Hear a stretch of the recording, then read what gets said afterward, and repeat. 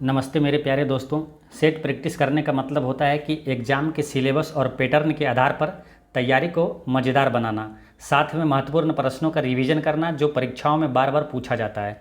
दोस्तों, बुक में कुछ क्वेश्चन का आंसर गलत दिया हुआ रहता है, उसे करेक्ट करके मैं आपको 100% ऑथेंटिक आंसर बताऊँगा। तो चलिए दोस्तों शुरू करते हैं। फर्स्ट क्वेश्चन है कि बिहार राज्य के जेपी आंदोलन या संपूर्ण क्रांति से संबंधित कौन सा कथन असत्य है। तो इसका करेक्ट आंसर है कि इस आंदोलन को कांग्रेस का समर्थन था। ये गलत है क्योंकि संपूर्ण क्रांति कांग्रेस के विरोध में ही किया गया था, यानी कि इंदिरा गांधी के विरोध में ये आंदोलन शुरू हुआ था 1974 में। दोस्तों, इस क्वेश्चन से रिलेटेड और भी कई महत्वपूर्ण क्वेश्चन है जो पूछा जाता है। मैं आपको बताता हूँ कि संपूर्ण क्रांति का जनक किसे कहा जाता है, ये क्वेश्चन पूछा जाता है तो जयप्रकाश नारायण होगा इसका आंसर।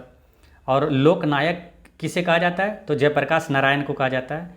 और लोकनायक की तरह ही एक है लोकमान्य, तो कन्फ्यूजन हो जाता है। अगर क्वेश्चन में दे देता है आपको कि लोकनायक किसे जाता है, तो ऑप्शन में दोनों रहता है, जयप्रकाश नारायण भी और बाल गंगाधर तिलक भी। तो आपको कन्फ्यूजन दूर कैसे करना है, तो लोकमान्य तभी टिक करेंगे जब तिलक होगा, यानी कि बाल गंगाधर तिलक, यानी कि जैसे कि किसी को मान सम्मान करते हैं तो तिलक लगा कर करते हैं, तो ऐसे रिलेट कर लेना है। यानी कि लोकमान्य मान्य तभी देंगे जब तिलक करेंगे, है ना। तो लोकमान्य रिलेट कर लेंगे तिलक से और लोकनायक हो जाएगा जयप्रकाश नारायण। और एक क्वेश्चन पूछा जाता है आपसे कि 1934 में बनी बिहार कांग्रेस सोशलिस्ट पार्टी के पहले महासचिव कौन थे, तो उसका आंसर होता है जयप्रकाश नारायण। अगर अध्यक्ष पूछेगा तो आचार्य नरेंद्र देव होता है, ठीक है।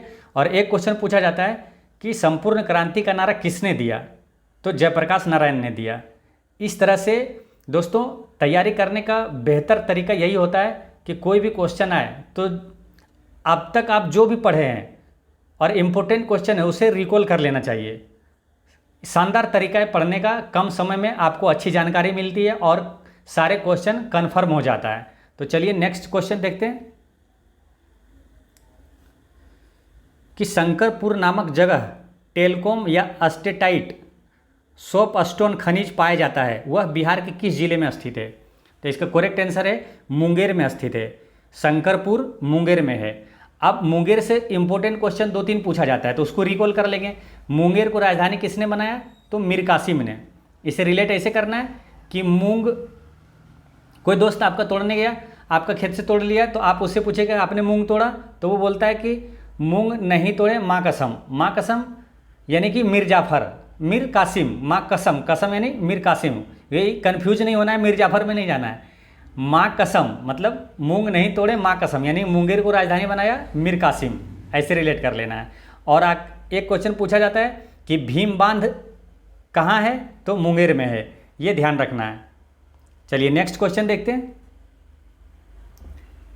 कि बिहार सरकार हर साल 23 अप्रैल को विजय दिवस के रूप में किस महान शहीद को श्रद्धांजलि अर्पित करने के लिए मनाती है। तो इसका करेक्ट आंसर है कुंवर सिंह। कुंवर सिंह को श्रद्धांजलि देने के लिए 23 अप्रैल को विजय दिवस मनाया जाता है। दोस्तों, अब एक क्वेश्चन पूछा जाता है कि 1857 की क्रांति में बिहार का नेतृत्व किसने किया था, तो बाबू कुंवर सिंह ने किया था। अति महत्वपूर्ण क्वेश्चन है। नेक्स्ट क्वेश्चन है कि बिहार में कांवर झील पक्षी अभयारण्य कहाँ स्थित है। तो इसका करेक्ट आंसर है बेगूसराय। दोस्तों, बुक में इसका आंसर दिया हुआ है सारण, जो कि गलत है। कांवर झील बेगूसराय में है। और एक क्वेश्चन यहाँ पूछा जाता है कि बिहार का पहला रामसर स्थल पूछेगा कौन सा है, तो यही कांवर झील है बेगूसराय में। काफ़ी इंपॉर्टेंट क्वेश्चन है, इसे ध्यान रखना है। नेक्स्ट क्वेश्चन है कि नहरों द्वारा सबसे अधिक सिंचाई बिहार में किस क्षेत्र में होती है। तो इसका करेक्ट आंसर है रोहतास क्षेत्र में होती है। नेक्स्ट क्वेश्चन है कि जनगणना 2011 के अनुसार बिहार के सबसे कम जनसंख्या घनत्व वाले जिले का सही क्रम बढ़ते क्रम में बताना है। इसका करेक्ट आंसर है सबसे कम घनत्व है कैमूर, उसके बाद जमुई, बांका, पश्चिम चंपारण। करेक्ट आंसर ए हो गया। नेक्स्ट क्वेश्चन है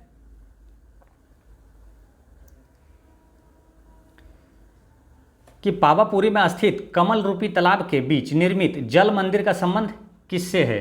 तो दोस्तों पावापुरी जैसे हैं तो आपको दिमाग में आ जाना चाहिए कि महावीर स्वामी की मृत्यु पावापुरी में हुआ था, महावीर स्वामी से संबंधित है। अब महावीर स्वामी किस धर्म से है? तो जैन धर्म से है। इसका करेक्ट आंसर हो गया जैन धर्म। अब यहाँ है कि दो क्वेश्चन पूछा जाएगा कि महावीर स्वामी का मृत्यु कहाँ हुआ? तो पावापुरी में। और जन्म कहाँ हुआ? तो कुंडग्राम वैशाली में हुआ था, ये ध्यान रखना है। नेक्स्ट क्वेश्चन है, नेक्स्ट क्वेश्चन है 8, यूरोपीय शक्ति पहचानिए जिससे शिवाजी ने तोपे और गोला बारूद प्राप्त किए थे। तो इसका करेक्ट आंसर हो जाएगा पुर्तगाल से शिवाजी ने तोप और गोले लिए थे। और यहाँ एक क्वेश्चन पूछा जाता है कि वह कौन सा यूरोपीय था जो कि भारत सबसे पहले आया? तो पुर्तगाल, ये ध्यान रखना है। नेक्स्ट क्वेश्चन है कि किस संधि के द्वारा शिवाजी ने किला मुगलों को सौंप दिया था? तो इसका करेक्ट आंसर है पुरंदर की संधि। अब पुरंदर की संधि कब हुआ? तो 1665 में हुआ था, ये ध्यान रखना है। नेक्स्ट क्वेश्चन है कि किस मुगल शासक ने अपनी राजधानी आगरा से दिल्ली स्थानांतरित की थी? इसका करेक्ट आंसर है शाहजहां ने। नेक्स्ट क्वेश्चन है कि भारत में पहली बार ट्रेन का संचालन किस वर्ष हुआ था? तो सबसे पहली बार ट्रेन कब चला था? 1853 में। और पूछा जाएगा आपसे कि किसके समय में चला? तो उस समय था लॉर्ड डलहौजी। कहाँ से कहाँ चला? तो मुंबई और थाने के बीच चला था, ठीक है। और एक क्वेश्चन जैसे कि पहली बार ट्रेन चला था लॉर्ड डलहौजी के समय, लेकिन अगर पूछा जाए कि सबसे अधिक विस्तार रेलवे का किसके काल में हुआ था? तो लॉर्ड कर्जन के काल में हुआ था। नेक्स्ट क्वेश्चन है, निम्न में से किस पुस्तकालय में ऐतिहासिक महत्व की सामग्री का सबसे बड़ा संग्रह है? इसका करेक्ट आंसर है खुदा बख्श ओरिएंटल पब्लिक लाइब्रेरी। दोस्तों ये पुस्तकालय में ऐतिहासिक महत्व की सामग्री सबसे बड़ा संग्रह है, ठीक है। तो लेकिन ये खुदा बख्श ओरिएंटल पब्लिक लाइब्रेरी है कहाँ? तो ये जान लीजिए, ये लाइब्रेरी जो पटना यूनिवर्सिटी के कैंपस में है, बिहार में, ये ध्यान रखना है।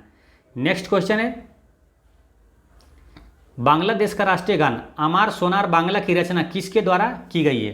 तो इसका करेक्ट आंसर है रविंद्रनाथ टैगोर के द्वारा की गई। अब रविंद्रनाथ टैगोर से इंपॉर्टेंट जो भी क्वेश्चन पूछा जाता है, आप जो भी लगता है कि हाँ इससे रिलेटेड इंपॉर्टेंट है उसे रिकॉल कर लीजिए। जैसे कि रविंद्रनाथ टैगोर पहले भारतीय हैं जिसे नोबेल पुरस्कार दिया गया था। कब? तो 1913 ईस्वी में। और किस क्षेत्र में दिया गया? तो रविंद्रनाथ टैगोर को नोबेल पुरस्कार साहित्य के क्षेत्र में मिला, गीतांजलि पुस्तक के लिए, ठीक है। और एक क्वेश्चन है कि इन्हें गुरुदेव भी कहा जाता है, तो गुरुदेव की उपाधि किसने दिया? तो महात्मा गांधी ने। नेक्स्ट क्वेश्चन है, टाइगर ऑफ मैसूर के नाम से कौन जाना जाता है? तो इसका करेक्ट आंसर है टीपू सुल्तान। एक क्वेश्चन यहाँ पूछा जाता है ये टीपू सुल्तान से कि श्रीरंगपट्टनम में स्वतंत्रता का वृक्ष किसने लगाया? तो टीपू सुल्तान, ये ध्यान रखना है। नेक्स्ट क्वेश्चन है,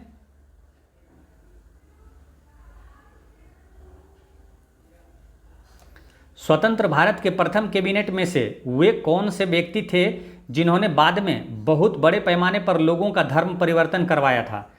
तो इसका आंसर क्या होगा? देखते हैं ऑप्शन। इसका करेक्ट आंसर हो जाएगा डॉक्टर भीमराव अंबेडकर, ठीक है। अब डॉक्टर भीमराव अंबेडकर से एक इंपॉर्टेंट क्वेश्चन है कि स्वतंत्र भारत के पहले विधि मंत्री कौन थे? तो डॉक्टर भीमराव अंबेडकर, ये ध्यान रखना है। नेक्स्ट क्वेश्चन है कि पाकिस्तान स्वतंत्रता दिवस कब मनाता है? तो इसका करेक्ट आंसर है 14 अगस्त को।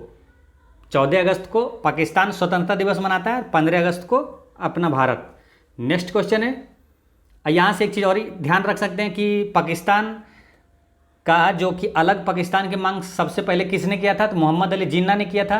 और एक क्वेश्चन पूछा जाता है कि पाकिस्तान शब्द किसने दिया? तो रहमत अली ने दिया, ये ध्यान रखना है। नेक्स्ट क्वेश्चन है कि भारत का पहला रक्षा मंत्री कौन था? तो इसका करेक्ट आंसर है पहला रक्षा मंत्री था बलदेव सिंह, ये ध्यान रखना है। अगर आपसे पूछा जाता है कि पहला गृह मंत्री कौन थे? तो सरदार वल्लभ भाई पटेल थे। और पहला रेल मंत्री कौन थे? तो जॉन मथाई। नेक्स्ट क्वेश्चन है, भारत का पहला कमांडर इन चीफ कौन था? तो इसका करेक्ट आंसर है जनरल के.एम. करियप्पा। पहला commander in chief general KM. Cariappa. Next question है, जालियांवाला बाग हत्याकांड के लिए कौन ब्रिटिश जनरल जिम्मेदार था? तो इसका करेक्ट आंसर है जनरल डायर। दोस्तों आप किसी चीज़ की भी तैयारी करते हैं तो आप कोई भी चीज़ें या तो सेट प्रैक्टिस कर रहे हो या तो आप बुक में रूम में पढ़ रहे हो, तो जब भी पढ़ें तो उससे रिलेटेड जो भी इंपॉर्टेंट क्वेश्चन है उसे रिकॉल जरूर करें। ये बहुत इंपॉर्टेंट है किसी कंपटीशन की तैयारी में दोस्तों, काफ़ी फायदेमंद होता है। ये क्या होता है कि आपको याद भी हो जाता है सारी चीज़ें और कंफर्म भी हो जाता है, आप वहाँ कन्फ्यूज नहीं होते एग्जाम सेंटर में। अब जैसे जालियांवाला बाग हत्याकांड आया तो इससे 3-4 क्वेश्चन पूछे जाते हैं, तो उसको रिकॉल कर लेना है। अब जैसे जालियांवाला बाग हत्याकांड कब हुआ, तो 13 अप्रैल 1919 को हुआ, ठीक है। अब जालियांवाला बाग हत्याकांड को गोली चलवाने का ऑर्डर किसने दिया था, तो जनरल डायर ने दिया था। अब एक क्वेश्चन आता है कि जनरल डायर को किसने गोली मारा, तो उधम सिंह ने ठोका था, ठीक है। और एक क्वेश्चन आता है कि कर्नल वायली को किसने गोली मारा था, तो उसको मदन लाल ढींगरा ने मारा था, उसे 5 गोली मारा था मदन लाल ढींगरा ने। तो इसे याद रखना है, कन्फ्यूजन नहीं होना है। देखिए अगर आपसे पूछ लिया जाता है कि कर्नल वायली को किसने गोली मारा, तो अधिकतर लड़के को याद रहता है कि उधम सिंह, टिक कर देता, लेकिन नहीं, जनरल डायर को किसने मारा, तो उधम सिंह। कर्नल वायली को किसने मारा, तो कर्नल वायली मदन लाल ढींगरा, ऐसे रिलेट कर ली, कर्नल वायली मदन लाल, कर्नल वायली मदन लाल, ठीक है। तो ऐसे करके याद रखना है। चलिए नेक्स्ट क्वेश्चन देखते हैं दोस्तों कि 1916 में महात्मा गांधी ने देश की यात्रा दमनकारी खेती प्रणाली के विरोध में किसानों के संघर्ष से प्रेरित होकर की थी। तो ये मालूम है कि किसानों के लिए संघर्ष जो किए थे, किसानों के लिए जो लड़ाई किए थे, ये 1917 में किए थे चंपारण सत्याग्रह में, ठीक है। तो ये चंपारण, ये यात्रा किए थे 1916 में, ये ध्यान रखना है। अब चंपारण से रिलेटेड कि चंपारण आने के लिए निमंत्रण किसने दिया, तो राजकुमार शुक्ला ने दिया था, ये ध्यान रखना है। नेक्स्ट क्वेश्चन है, इनमें से कौन सा देश एशिया की 5 सबसे बड़ी अर्थव्यवस्था में नहीं है, तो इसका करेक्ट आंसर हो जाएगा क्या, श्रीलंका। जैसे ही ऑप्शन में श्रीलंका या पाकिस्तान हो तो उसको टिक कर देना है। नेक्स्ट क्वेश्चन है कि इनमें से किस देश को छोड़कर बाकी सभी देशों के लोगों को वर्ष 1986 के चेरनोबिल न्यूक्लियर आपदा के पश्चात पुनर्वास करना पड़ा। अब देखिए यहीं एक क्वेश्चन आपसे आ जाता है कि चेरनोबिल न्यूक्लियर आपदा कब हुआ था, 1986 में, ये ध्यान रखना है। चलिए इसका ऑप्शन देखते हैं कि कौन देश के अलावा सब पुनर्वास कर गए थे। तो 22 का इसका करेक्ट आंसर हो जाएगा, कजाकिस्तान के अलावा सब पुनर्वास कर गए थे। अब कजाकिस्तान से एक क्वेश्चन पूछा ही जाता है बिहार के एग्जाम में, कजाकिस्तान की राजधानी कहाँ है, तो अस्ताना है, ये ध्यान रखना है। और 1986 वहाँ आया था, तो 1986 से एक चीज़ याद रखना है कि पर्यावरण संरक्षण अधिनियम 1986 में आया था। ये क्वेश्चन है कि विश्व की सबसे लंबी भूमि सीमा किन 2 देशों के बीच है। सबसे लंबी भूमि सीमा जब आएगा तो कनाडा तो होना ही होना है, ये ध्यान रखना है। तो इसका करेक्ट आंसर है कनाडा और यूएसए। अगर पूछा जाए कि भारत की में सबसे लंबी तट रेखा वाला राज्य क्या है, तो गुजरात है, ये ध्यान रखना है। नेक्स्ट क्वेश्चन है, लूनी नदी किस देश से होकर बहती है, तो इसका करेक्ट आंसर है रूस से होकर बहती है। नेक्स्ट क्वेश्चन है कि बृहस्पति का द्रव्यमान है लगभग, तो इसका करेक्ट आंसर है सूर्य के द्रव्यमान का 1000वां भाग है। अब बृहस्पति है तो इससे रिलेटेड ये है कि बृहस्पति क्या है, सौरमंडल का सबसे बड़ा ग्रह है, और सौरमंडल का सबसे छोटा ग्रह पूछे तो बुध। नेक्स्ट क्वेश्चन है कि भारत के सबसे पुराने पहाड़ कौन से हैं, तो इसका करेक्ट आंसर है सबसे पुराना है अरावली पर्वत। अगर पूछा जाए आपसे कि सबसे पुराना पहाड़ कौन सा है या सबसे पुराना प्राचीन पर्वत कौन सा है भारत का, तो अरावली पर्वत है। अब एक क्वेश्चन यहाँ से ये पूछा जाता है कि अरावली पर्वत की चोटी, सबसे ऊंची चोटी क्या है, तो इसे ऐसे याद रखना है कि देखिए सबसे पुराना है, इसका आंसर पहले से जान लीजिए कि अरावली पर्वत की सबसे ऊंची चोटी का नाम है गुरु शिखर, ठीक है। तो इसे ऐसे रिलेट करना है कि सबसे पुराना, यानी कि पुराने कोई व्यक्ति हो जाते हैं तो वो गुरु बन जाता है, तो अरावली पर्वत की ऊंची चोटी का नाम गुरु शिखर है। तो गुरु शिखर है किसकी ऊंची चोटी है, तो अरावली पर्वत की है। अरावली पर्वत क्या, सबसे पुराना पर्वत है, ठीक है। तो इसे ऐसे रिलेट करके याद रखना है। नेक्स्ट क्वेश्चन है कि सियाचिन हिमनद निम्न में से किस घाटी के निकट स्थित है, तो इसका करेक्ट आंसर है नुब्रा घाटी के निकट स्थित है। इसका करेक्ट आंसर हो गया नुब्रा घाटी, ठीक है। नेक्स्ट क्वेश्चन है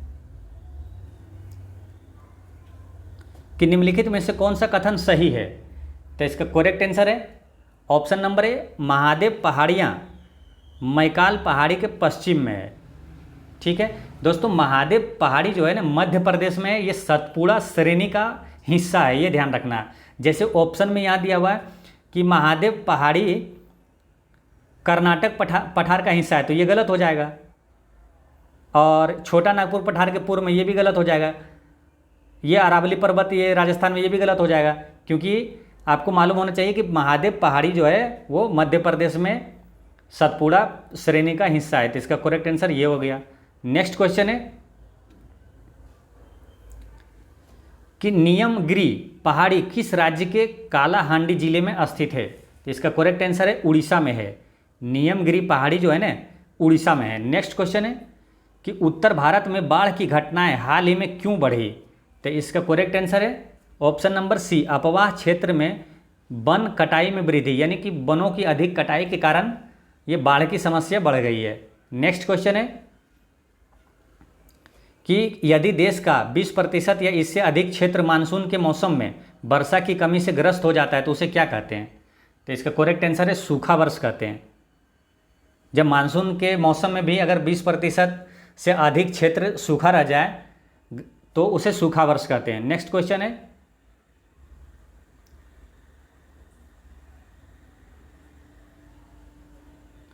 भारत में सैटेलाइट फ़ोन का इस्तेमाल करने वाला पहला राष्ट्रीय उद्यान कौन सा है। ये करंट अफेयर में भी पूछा जाएगा आपसे।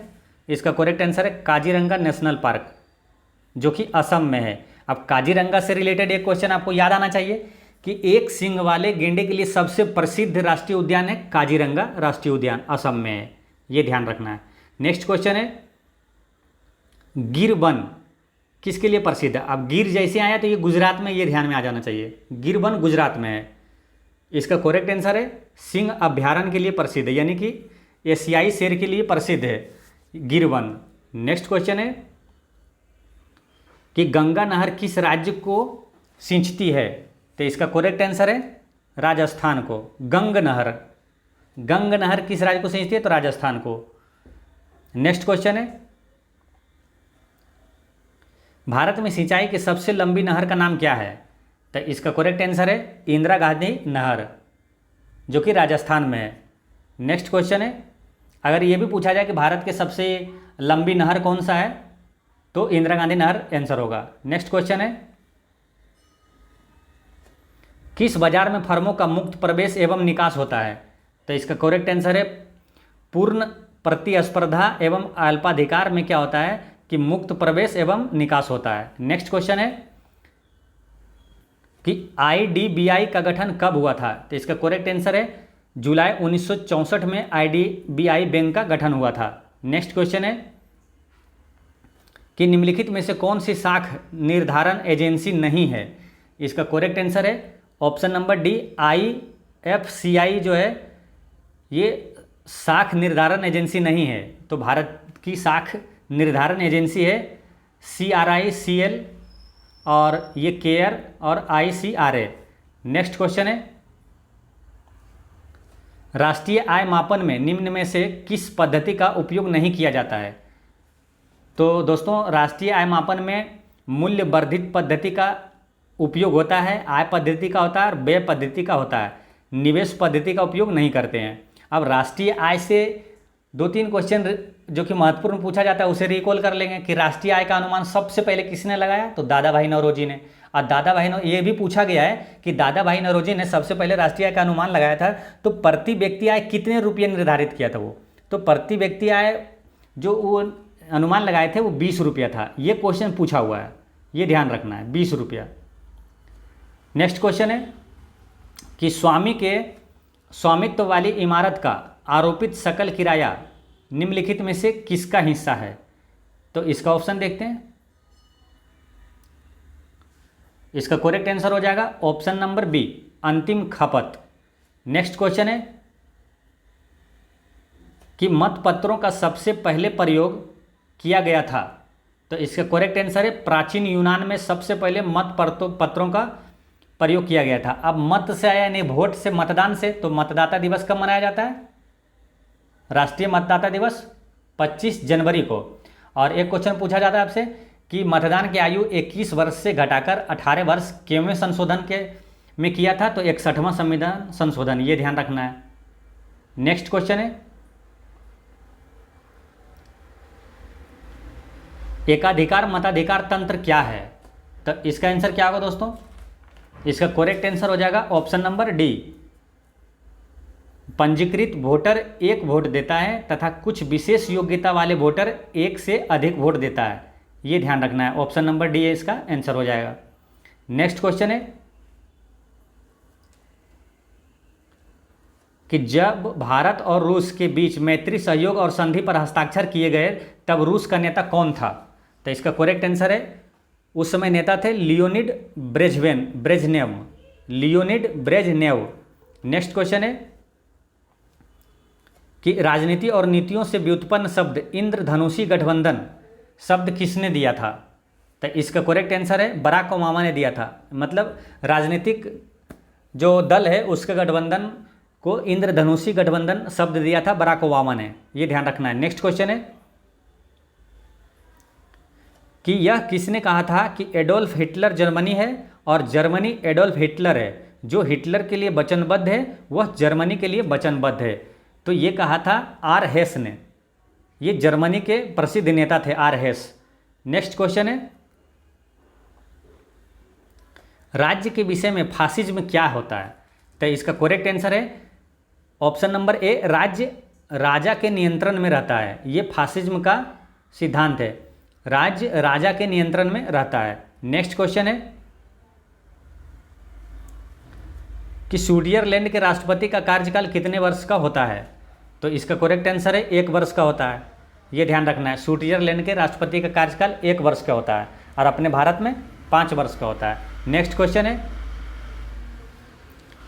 कि स्विस संघीय सभा के दोनों सदनों को क्या कहते हैं? तो इसका करेक्ट आंसर है राष्ट्रीय परिषद और राज्य परिषद कहते हैं। मतलब स्विस संघीय सभा के दोनों सदन जो होता है वो राष्ट्रीय परिषद और राज्य परिषद कहलाता है। नेक्स्ट क्वेश्चन है कि निम्नलिखित देश में से संघीय न्यायालय के न्यायाधीशों की नियुक्ति संघीय विधानमंडल के दोनों सदनों द्वारा की जाती है? किस देश में संघीय न्यायालय के न्यायाधीशों की नियुक्ति संघीय विधानमंडल के दोनों सदनों द्वारा की जाती है? तो ये किया जाता है स्विट्जरलैंड में भी और जर्मनी में भी। इसका करेक्ट आंसर हो गया ए और बी दोनों। नेक्स्ट क्वेश्चन है कि स्विट्जरलैंड में प्रत्यक्ष लोकतंत्र में क्या संपादित होता है? इसका करेक्ट आंसर है सहज समृद्धि, इसे ध्यान रखना है। नेक्स्ट क्वेश्चन है कि निम्नलिखित में से कौन सी विधि ऊष्मा स्थानांतरण की विधि है? तो ऊष्मा का स्थानांतरण कैसे होता है? तो संवहन विधि द्वारा होता है। नेक्स्ट क्वेश्चन है कि डेजर्ट कूलर द्वारा शीतलन किस पर आधारित होता है? तो इसका करेक्ट आंसर है बाष्पशील शीतलन पर आधारित होता है डेजर्ट कूलर। नेक्स्ट क्वेश्चन है कि परावर्तित प्रकाश में ऊर्जा क्या होता है? तो इसका करेक्ट आंसर है ऑप्शन नंबर बी, आपतन कोण के बढ़ने के साथ बढ़ती है। दोस्तों फ्रेस्नल का एक समीकरण है, फ्रेस्नल एक वैज्ञानिक है, उसका एक समीकरण है कि आपतन कोण जितना अधिक होगा तो परावर्तित प्रकाश की ऊर्जा उतना अधिक होगा। तो इस प्रकार इसका आंसर हो जाता है आपतन कोण के बढ़ने के साथ बढ़ती है प्राकृतिक परावर्तित प्रकाश में ऊर्जा। नेक्स्ट क्वेश्चन है कि दलदले पानी के शुद्धिकरण के लिए निम्न में से किसका प्रयोग किया जाता है? तो इसका करेक्ट आंसर है पोटाश फिटकरी का प्रयोग किया जाता है, पोटाश फिटकरी का प्रयोग किया जाता है। नेक्स्ट क्वेश्चन है दूध एक है तो दूध पायस है, ठीक है। नेक्स्ट क्वेश्चन है निम्न में से कौन सी अधातु तरल अवस्था में अपरूपता प्रदर्शित करती है?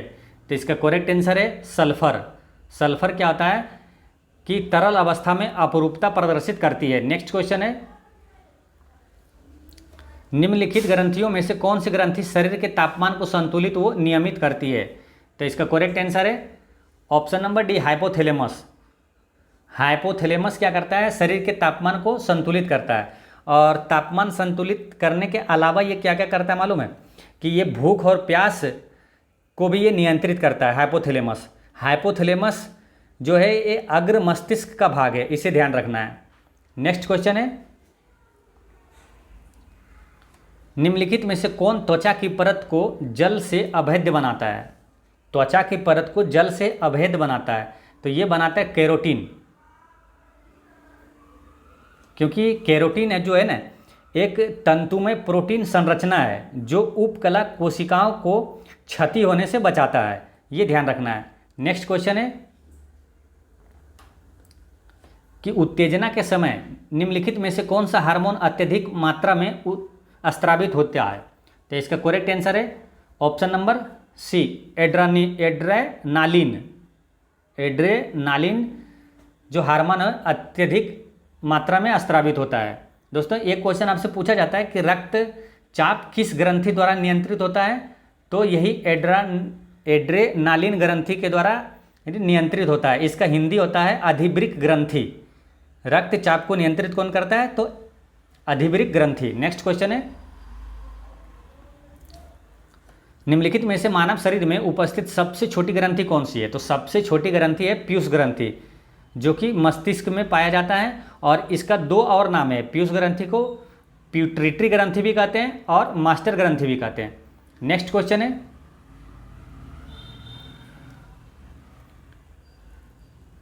कि इसका प्रस्ताव मई में आया, इसमें सभी भारत को विभाजन मुक्त रखने की आकांक्षा थी, जिसका ब्रिटिश प्रांतों से मिलकर बने एक संघीय राज्य का स्वरूप होना था। ये उपरोक्त उदाहरण का संबंध किससे है? तो इसका संबंध दोस्तों कैबिनेट मिशन से। कैबिनेट मिशन 1946 में भारत आया था, ये ध्यान रखना है। नेक्स्ट क्वेश्चन है, भारत वर्ष के विभाजन के समय ब्रिटिश भारत के निम्नलिखित में से किस एक प्रांत ने एक संयुक्त स्वतंत्र अस्तित्व के लिए योजना सामने रखी? तो इसका करेक्ट आंसर है पंजाब। नेक्स्ट क्वेश्चन है कि त्रिपुरा की देशी रियासत स्वतंत्रता आंदोलन में 20वीं सदी के प्रारंभ में शामिल हुई, क्योंकि इसका करेक्ट आंसर हो गया कि राज्य की जनजातियां घोर रूप से स्वतंत्रता प्रेमित थी। नेक्स्ट क्वेश्चन है 64 कि निम्नलिखित में से किसने प्रसिद्ध चटगांव शस्त्रागार ढाबे को आयोजित किया था? इसका करेक्ट आंसर है सूर्य सेन ने, इसे ध्यान रखना है। नेक्स्ट क्वेश्चन है कि भारत के विभाजन को टालने का अंतिम अवसर समाप्त हो गया था। इसका करेक्ट आंसर है कैबिनेट मिशन को अस्वीकार करने के साथ ही भारत के विभाजन को टालने का अंतिम अवसर समाप्त हो गया था। नेक्स्ट क्वेश्चन है वर्ष 1946 में गठित अंतरिम कैबिनेट की अध्यक्षता किसने की थी? इसका करेक्ट आंसर है पंडित जवाहरलाल नेहरू ने किया था। नेक्स्ट क्वेश्चन है कि बारदौली सत्याग्रह 1928 का नेतृत्व किया, तो बारदौली सत्याग्रह का नेतृत्व किसने किया था? सरदार वल्लभ भाई पटेल ने किया था। अब यहाँ से एक चीज़ तो पहले ये 1928 में साइमन कमीशन भी आया था, ये ध्यान रखना है। और ये बारदौली सत्याग्रह से ये क्वेश्चन पूछा जाता है कि वल्लभ भाई पटेल को सरदार की उपाधि किसने दी? तो बारदौली की महिलाओं ने दिया, इसका आंसर है। नेक्स्ट क्वेश्चन है कि वर्ष 1919 में पंजाब में हुए अत्याचारों से विरोध के प्रतीक के रूप में किस विख्यात व्यक्ति ने ब्रिटिश सरकार द्वारा प्रदान की गई नाइटहुड की उपाधि को वापस लौटा दिया? तो सिंपल क्वेश्चन है कि नाइटहुड की उपाधि को किसने वापस कर दिया? तो इसका करेक्ट आंसर है रविंद्रनाथ टैगोर जी ने। अब रविंद्रनाथ टैगोर आया तो इससे जो भी आपको इंपॉर्टेंट लगता है दिमाग में रिकॉल कर लीजिए। जैसे रविंद्रनाथ टैगोर, ये क्वेश्चन पूछा जाता है कि सबसे पहले नोबेल पुरस्कार प्राप्त करने वाले भारतीय कौन है? तो रविंद्रनाथ टैगोर जी। 1913 में इसे मिला था, गीतांजलि पुस्तक के लिए लिया था। और किस क्षेत्र में मिला ये भी पूछा जाता है, तो साहित्य के क्षेत्र में। नेक्स्ट क्वेश्चन है कि भारत के स्वतंत्रता संग्राम के दौरान घटी निम्नलिखित घटनाओं का सही काल क्रमानुसार लगाएं। तो इसको क्या क्रम से सजाना है? अब देखिए चौरी चौरा ये हिंसा कब हुआ था? ये 1922 में हुआ था। मिंटो मोरले सुधार ये हुआ था 1909 में। और दांडी यात्रा कब हुआ? 1930 में। और मॉन्टेग्यू चेम्सफोर्ड हुआ था 1919 में। 1919 में। तो पहले हो जाएगा 2, उसके बाद 4, 2 4 1 3, 2 4 1 3 देखते कौन सा ऑप्शन में, 2 4 1 3, 2 4 1 3, इसका करेक्ट आंसर हो गया बी। नेक्स्ट क्वेश्चन है कि भारतीय स्वतंत्रता संग्राम के दौरान निम्नलिखित में से किसने प्रस्तावित किया कि स्वराज को सभी प्रकार के विदेशी नियंत्रण से मुक्त संपूर्ण स्वतंत्रता के रूप में परिभाषित किया जाए। यानी कि स्वराज जो शब्द है, स्वराज को सभी प्रकार के विदेशी नियंत्रण से मुक्त संपूर्ण स्वतंत्रता के रूप में परिभाषित किया जाए, ये किसने कहा था? तो मौलाना हसरत मोहानी ने कहा था, ये ध्यान रखना है। और इससे एक क्वेश्चन आपसे पूछा जाता है कि इनकलाब जिंदाबाद का नारा किसने दिया था? तो यही दिए थे, मौलाना हसरत मोहानी ने। अगर पूछा जाए कि इनकलाब जिंदाबाद का नारा किसने लिखा या किसने दिया, तो मौलाना हसरत मोहानी ने दिया था। नेक्स्ट क्वेश्चन है कि निम्नलिखित वर्षों में से कब पर्यावरण संरक्षण अधिनियम पारित हुआ? तो ये काफ़ी इंपॉर्टेंट क्वेश्चन है। कई सेट में आप देखे होंगे कि पर्यावरण संरक्षण अधिनियम कब पारित हुआ, ये पूछा जा रहा है। तो इसका करेक्ट आंसर है 1986। और इसी तरह के 2-4 क्वेश्चन है जो आपसे पूछा गया है, कई सेट में आपको मिला होगा, लेकिन आप कन्फ्यूजन हो जाते हैं। तो चलिए एक बार क्या है कि सबको साथ में एक बार देख लेते हैं। जैसे कि आपसे पूछा जाएगा कि वन्य जीव संरक्षण जो है वो 1972 में आया था, ये ध्यान रखना है। और एक जल अधिनियम आया था, जल प्रदूषण नियंत्रण एवं निवारण होता है, तो जल अधिनियम ऐसे रखना है सिंपल, जल अधिनियम 1974 में आया था। और एक है वन संरक्षण अधिनियम, तो वन वाला आया है 1980 में। और एक पर्यावरण संरक्षण अधिनियम है, पर्यावरण संरक्षण अधिनियम 1986 में। ठीक है, अब ये पूछा जाएगा तो आप क्या कंफ्यूज हो जाएंगे, तो कम से कम इसमें 2 याद कर लीजिए अच्छे से। एक तो पर्यावरण संरक्षण अधिनियम 1986 में हुआ, पर्यावरण संरक्षण अधिनियम 1986 में, और एक जल वाला याद कर लीजिए कि जल संरक्षण अधिनियम कब आया, तो 1974 में। अब इसे याद कैसे रखना है जल का, तो जल का अधिकतम क्वथनांक कितने डिग्री, जल का घनत्व अधिकतम कितने डिग्री सेल्सियस पर होता है, तो 4 डिग्री सेल्सियस पर। तो यहाँ रिलेट कर लेना 4 वाला, यानी कि जल वाला जब आएगा तो 4 वाला टिक करना है 1974, ऐसे रिलेट करके याद कर लीजिए तो याद रहेगा। ऐसे रिलेट करके याद अगर कर लीजिएगा ना, तो जैसे ये 4 ऑप्शन में दे दिया तो आप तो टिक करेंगे 4 वाला, क्योंकि जल का घनत्व अधिकतम 4 डिग्री सेल्सियस पर होता है, यानी कि 1974। ऐसे 2 याद कर लीजिए अच्छे से, बाकी ऑप्शन छांट के भी मार देंगे। नेक्स्ट क्वेश्चन है, निम्नलिखित में से कौन सा एक द्वितीयक प्रदूषक नहीं है? तो इसका करेक्ट आंसर है सल्फर डाइऑक्साइड द्वितीयक प्रदूषक नहीं है। मतलब द्वितीयक प्रदूषक वो होता है कि जब 2-3 तत्व या गैस मिलकर है ना, वो प्रदूषण वो क्या करता है, डिक्रीज करता है। और प्राथमिक प्रदूषक वो होता है जो कि डायरेक्ट स्रोत से डायरेक्ट वो निकलता है, जैसे कि कार्बन मोनोऑक्साइड हो गया, सल्फर डाइऑक्साइड हो गया, इससे डायरेक्ट प्रदूषण निकलता है, तो प्राथमिक प्रदूषक हो गया। अब जैसे द्वितीयक प्रदूषक है PAN, स्मॉग, ओजोन, ये सब द्वितीयक प्रदूषक है। नेक्स्ट क्वेश्चन है कि निम्नलिखित में से कौन सा एक सुमेलित नहीं है? तो आप इसको चेक करिए कि कौन सा सुमेलित नहीं है। जैसे राजाजी राष्ट्रीय उद्यान, ये हाथी के लिए प्रसिद्ध है, ये सही है। और पेरियार राष्ट्रीय उद्यान, ये हंगुल के लिए, ये गलत है, क्योंकि पेरियार राष्ट्रीय उद्यान ये हाथियों के लिए ये भी प्रसिद्ध है, ये ध्यान रखना, हाथियों के लिए प्रसिद्ध है पेरियार राष्ट्रीय उद्यान। तो इसका करेक्ट आंसर ये हो गया। बाकी मानस राष्ट्रीय उद्यान हाथी के लिए प्रसिद्ध है, ये भी सही है। और दुधवा राष्ट्रीय उद्यान टाइगर के लिए, ये सही है। नेक्स्ट क्वेश्चन है कि पर्यावरण में ग्रीन हाउस प्रभाव में वृद्धि होती है। तो इसका करेक्ट आंसर है कार्बन डाइऑक्साइड के कारण ग्रीन हाउस गैस में वृद्धि होती है। नेक्स्ट क्वेश्चन है कि निम्न में से कौन प्रदूषण संकेतक पौधा है? तो इसका करेक्ट आंसर है ऑप्शन नंबर सी, लाइकेन।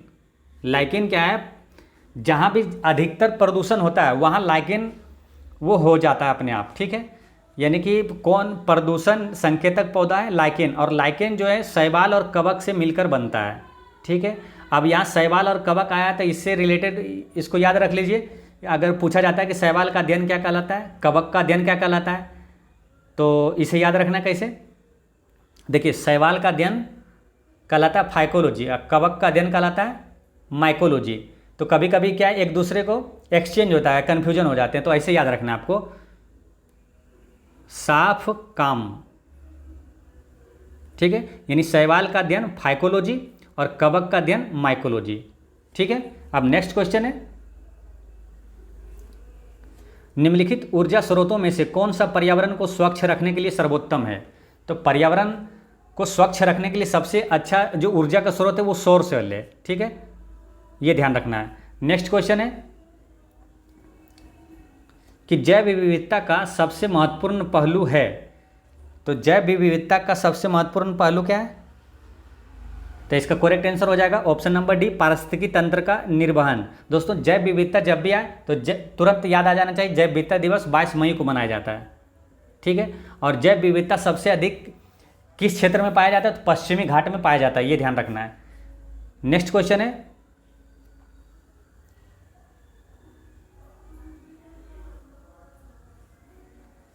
सुमेलित करना है इसमें 78 में।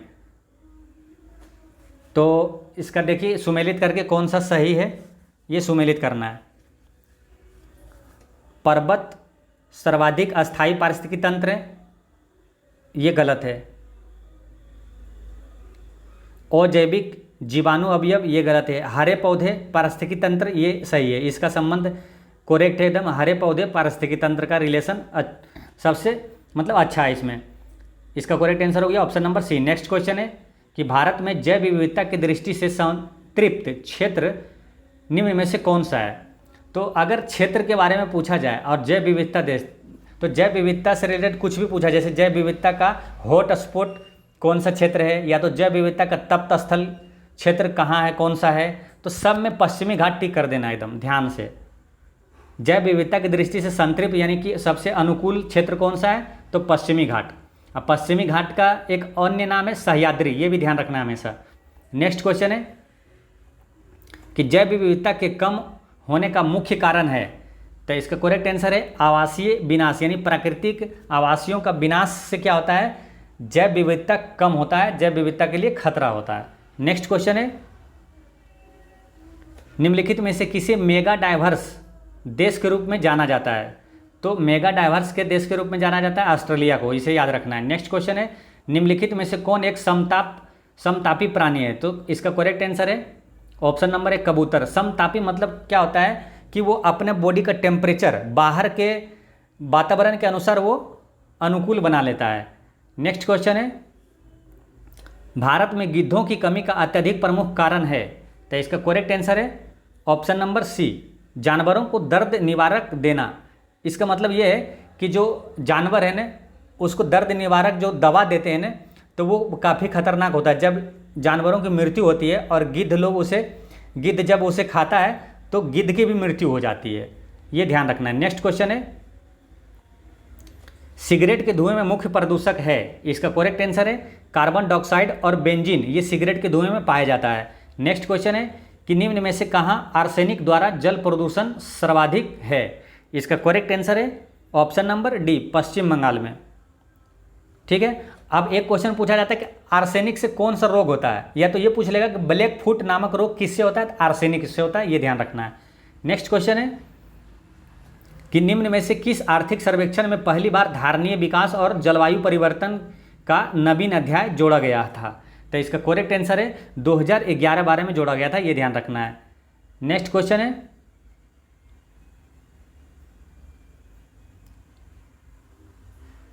एटी7 है कि निम्न में से किससे जलवायु परिवर्तन का क्रायोजेनिक संकेतक प्राप्त किया जाता है। तो इसका करेक्ट आंसर है आइस कोर के। आइस मतलब बर्फ होता है, ठीक है, तो आइस कोर के पिघलने से जलवायु परिवर्तन का क्रायोजेनिक संकेतक प्राप्त किया जाता है। नेक्स्ट क्वेश्चन है कि निम्नलिखित में से किसे भारत में जैव विविध का हॉट स्पॉट के रूप में पहचाना जाता है। तो जैव विविधता का हॉट स्पॉट हो, तप्त स्थल हो, सबसे अनुकूल जैव विविधता के लिए, तो सब में टिक कर देना पश्चिमी घाट को। अब पश्चिमी घाट जब भी आए आपके दिमाग में आना चाहिए सह्याद्री। नेक्स्ट क्वेश्चन है निम्नलिखित में से कौन कृत्रिम पारिस्थितिकी तंत्र है? तो कृत्रिम का मतलब होता है कि जो मानव द्वारा निर्मित हो, तो इसमें करेक्ट आंसर हो जाएगा धान का खेत। अब पारिस्थितिकी तंत्र जब भी आए तो आपको ध्यान में आ जाना चाहिए, पारिस्थितिकी तंत्र शब्द एजी टोंसले ने दिया था। नेक्स्ट क्वेश्चन है कि खाद्य श्रृंखला फूड चेन में मानव है, तो इसका करेक्ट आंसर है कि प्राथमिक और द्वितीयक उपभोक्ता है। मानव प्राथमिक और द्वितीयक दोनों है, क्योंकि मानव सर्वाहारी है। तो दोस्तों इस तरह 90 MCQ होता है समाप्त। और चलिए एक चीज़ आपको मालूम है कि MCQ का फुल फॉर्म क्या है? कुछ दोस्त जानते होंगे और कुछ नहीं भी जानते होंगे, आज बताते हैं। MCQ इसका फुल फॉर्म होता है मल्टीपल चॉइस क्वेश्चन, यानी बहुविकल्पीय प्रश्न।